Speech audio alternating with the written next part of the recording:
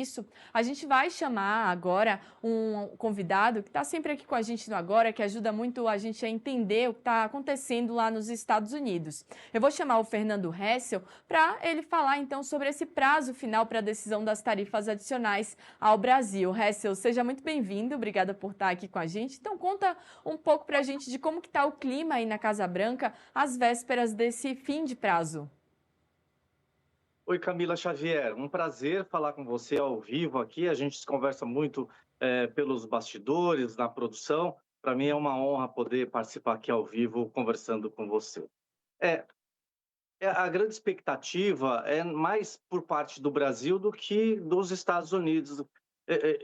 Para ser bem sincero aqui, né? O prazo é amanhã, a gente não sabe se esse prazo será prorrogado, mas o fato é que é uma decisão muito mal pensada por parte dos Estados Unidos, caso os 25% sejam aí aplicados entre Brasil e os Estados Unidos. Por que eu digo isso? Porque já se provou, Camila, que a aplicação de qualquer tarifa daquilo que já vem sendo praticado é prejuízo para quem? Para os Estados Unidos. É prejuízo para o americano. Isso já ficou comprovado no início do mandato do presidente Donald Trump e foi um remédio muito amargo para os americanos. Claro, o empresariado, o setor privado do Brasil sentiu bastante, porque isso foi pego um pouco de surpresa, mas o fato é que o maior impacto foi na economia americana. Querendo ou não, o Brasil tem uma importância na balança comercial com os Estados Unidos, no fornecimento de alguns produtos estratégicos, e aí nós estamos falando de peças de avião, os próprios aviões da Embraer, a gente tem a questão da laranja, a gente tem a questão do café, que é muito tradicional aqui nos Estados Unidos. Os Estados Unidos depende bastante, não só do Brasil, mas como Colômbia também. Enfim, é uma gama de produtos que chegam aqui nos Estados Unidos e que, com certeza, quem vai pagar essa conta vai ser o próprio americano. E o que mais o presidente Donald Trump não quer é incomodar aquele que vai para as urnas agora em novembro. Então, assim, é uma decisão bastante complicada, caso isso aconteça. Quiçá isso não, mas isso não pode ser motivo de medo para o empresariado brasileiro. Perfeito, Hessel. E agora eu vou chamar também para a gente, para participar dessa conversa com a gente, o internacionalista Rubens Duarte, que também vai comentar aqui um pouco sobre essa questão das tarifas. Seja muito bem-vindo, Rubens. E eu queria agora, diante do que o Hessel falou sobre esse possível impacto nos Estados Unidos e na população americana, se realmente não tem mais volta à aplicação dessa tarifa adicional de 25%. Pelo menos aqui no Brasil, que a gente escuta nos bastidores, é que os diplomatas, as pessoas que estão envolvidas nessa negociação, estão um pouco pessimistas em relação à possibilidade de as tarifas não serem aplicadas. Diante desse possível impacto para a população americana, será que o governo pode acabar revendo essa decisão? Boa tarde, Camila. Boa tarde, Hessel. É um prazer falar com você de novo. Boa tarde a todos e todos que nos assistem. Olha, a gente está falando do presidente Donald Trump, né? As decisões dele têm validade de 24 horas e são renovadas ou não. Ele é uma pessoa extremamente imprevisível. Então, ainda que a avaliação do nosso Ministério das Relações Exteriores seja pessimista para esse momento, eles acreditam que sim, de fato, essas tarifas serão impostas no final do prazo dado.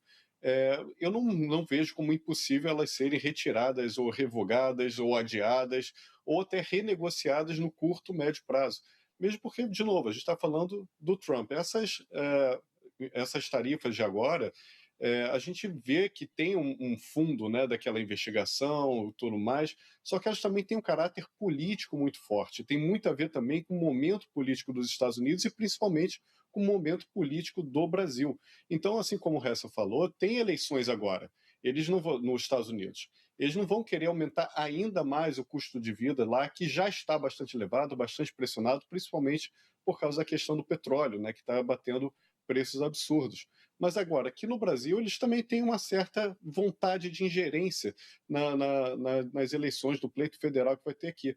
Então, eles vão ter que equilibrar esses desejos, esses planos deles em vários planos, para ver o que eles acham para eles, o que vai ser ótimo. Agora, nada que o Trump decide, né, ele é irrevogável, nada é imutável. Eu acho que existe espaço para negociação, mesmo que as tarifas sejam impostas no futuro próximo. Perfeito. E agora eu vou jogar então a bola para o Hessel para ele comentar um pouco sobre isso, né? Porque é o que a gente observa muitas vezes nessa postura do governo americano, que eles anunciam algo, voltam atrás. Então essa postura bastante errática, como que vocês enxergam por aí, Hessel, como que você escuta também nos bastidores em relação a isso, né? Essa possibilidade talvez de o governo Donald Trump recuar mesmo futuramente por conta desse impacto na própria população americana ou por conta de outros cálculos políticos que seja que ele possa fazer futuramente. Uma coisa importante para a gente destacar e relembrar que as coisas, às vezes, o tempo vai passando e a grande população vai esquecendo, mas a gente não esquece, né? Essa questão especificamente desse estudo do Departamento de Tesouro, do Departamento de Economia dos Estados Unidos, ela é um processo que acontece não só, ele é um processo que não acontece só no Brasil, mas acontece em outros países também. Não há até o momento, um cunho político de interferência do Brasil. Apesar de que nós tivemos um lobby muito forte, uma torcida, né, uma arquibancada torcendo para que o Brasil fosse taxado, e isso foi um dos grandes absurdos que a gente viu na história recente do Brasil, o brasileiro lutando contra o próprio brasileiro, mas o fato é que, especificamente nessa investigação, se é que a gente pode assim dizer, há um trabalho técnico muito grande até a conclusão desse estudo. No entanto, que tiveram aí as audiências públicas, houve a participação do setor privado, que era bastante importante que eles se manifestassem. Então, vem a decisão. A decisão, muitas vezes, ela pode não ser uma decisão técnica, até porque, se você puxar os números, você vai ver que o Brasil ainda perde nessa balança. Quem ganha muito nisso, né, o próprio presidente do Brasil já falou sobre isso, diz que quem ganha nessa transação hoje entre Brasil e Estados Unidos são os próprios Estados Unidos. Então, tecnicamente, não há justificativa do governo americano de aplicar mais tarifa. Aí a gente está falando, na verdade, de um assalto ao Brasil. Agora, tem uma possibilidade política de se decidir sobre isso. Agora, eu também sou muito pessimista no sentido de que o Trump, não sei, olha, eu acho que o Trump vai repensar nessa questão, pessimista no sentido de não agradar aí a extrema-direita comunista do Brasil, que tanto torceu e que agora muda um pouco dessa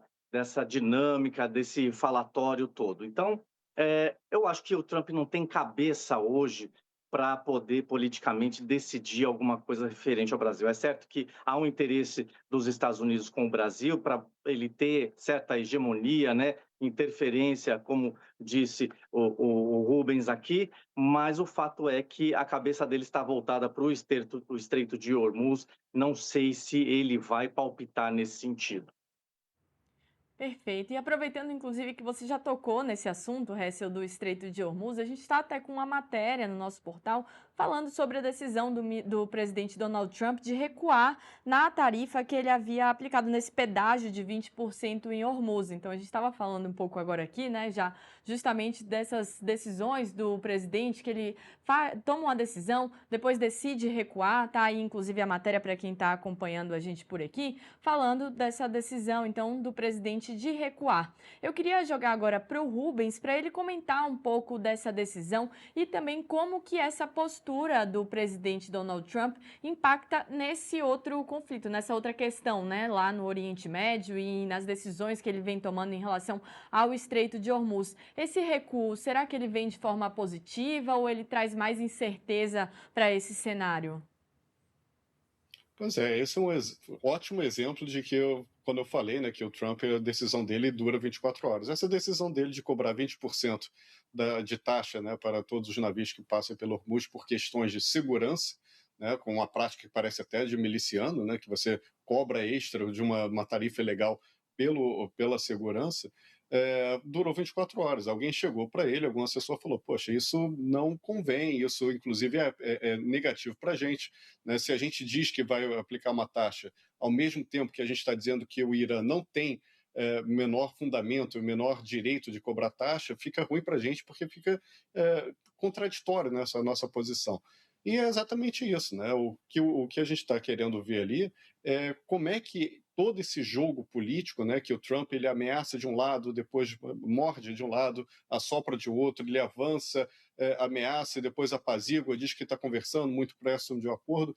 A gente não sabe direito o que está acontecendo, mas essas idas e voltas trazem muita incerteza. E no cenário internacional, incerteza sempre leva a maior conflito. Né? Então, o que a gente está vendo, na verdade, é um momento de muita incerteza e que a gente não está vendo o avanço no acordo de paz. Né? Chegou-se a um memorando há um mês atrás, algumas semanas atrás, um memorando que era muito abstrato, né? Na verdade ele prometia continuar negociando, e esse memorando agora já se foi. Né? Então a gente tem que ver como é que vai partir a negociação e até lá a gente pode ver sim outros momentos de temperatura mais elevada desse conflito. Rubens, Hessel, eu vou pedir para vocês esperarem só um pouquinho, porque a gente vai chamar um intervalo. Para daqui a pouco, 2 minutinhos, a gente está de volta para quem acompanha a gente pela TV. E por enquanto, quem acompanha a gente pelo YouTube, vamos aqui para o telão